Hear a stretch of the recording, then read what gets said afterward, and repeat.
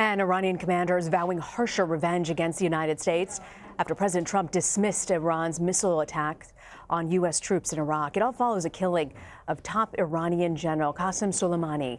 The general chose to replace him and said earlier today that he would follow the same path as his predecessor. Elizabeth Palmer is in Tehran with what this would mean. In the first real snowfall of the winter, Tehranis going about their business were feeling safer. Were you afraid that there was going to be a war? Yes. Caroline, like millions here, listened to President Trump's speech very closely. Were you relieved when he said there would not be another American attack? Yes. I sleep very Well? very well. The fact that we have this great military and equipment, however, does not mean we have to use it. We do not want to use it. On Iranian TV, America's decision not to strike back was framed as a climb down by the U.S. and a win for Iran's Revolutionary Guards, who showcased their missile arsenal. One senior commander promised that Iran would take harsher revenge soon. The killing of Qasem Soleimani brought millions into the streets in scenes like these in a show of unity. But the mourning masses don't tell the whole story. Just a few weeks ago, thousands of demonstrators showed their fury and frustration with a government they criticize for its corruption and ineptitude. But the mood has now changed completely, and those voices of dissent, at least for the moment, have been silenced. Elizabeth Palmer, CBS News, Tehran. Ali Vaez is the director of the Iran Project for the Crisis Group. It's a nonprofit organization dedicated to resolving deadly conflict. So, Ali, what does this messaging from Iran show the U.S.? Look, it's at the same time a message of deterrence, trying to make sure that the U.S. does not continue this assertive policy towards Iran and target additional Iranian assets or commanders in the region. But at the same time, it's also aimed at satisfying public opinion at home, because some people were just simply not happy with the fact that Iranian attacks on U.S. bases in Iraq did not result in any casualties and fatalities, which was seen by many in Iran as disproportionate to U.S. killing one of the most revered military figures in Iran. So Iran's military leaders are vowing to get U.S. forces to leave the region. Is this something that you foresee really happening? Well, look, the U.S.'s position in Iraq has become more and more untenable, not just because of the killing of General Soleimani, but also because of the attack the previous week on an Iraqi militia that is closely affiliated with Iran.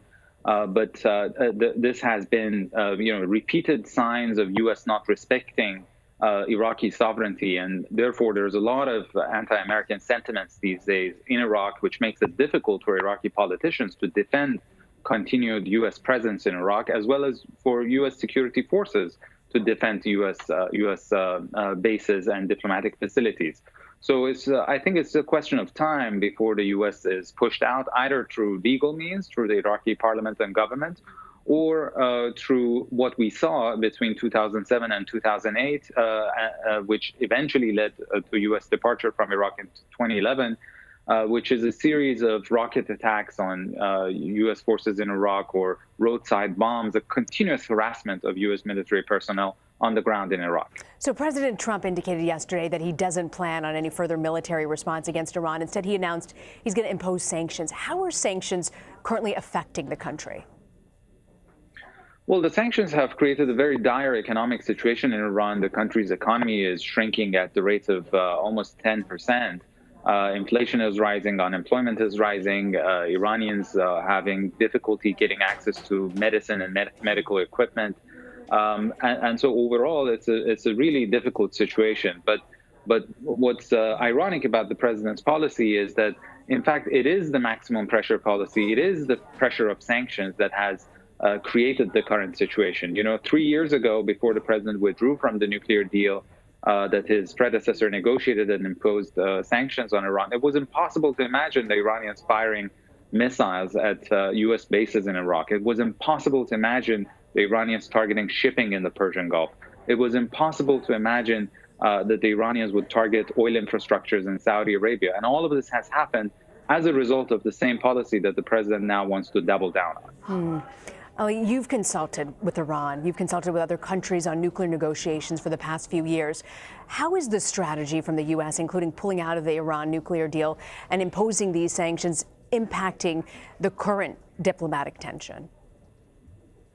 Well, look, I think already it was very difficult for Iran and the U.S. to come back to the negotiating table because by withdrawing from the only agreement that the two countries had been able to achieve in the past 40 years, the U.S. has already killed the modicum of trust that was created as a result of that agreement.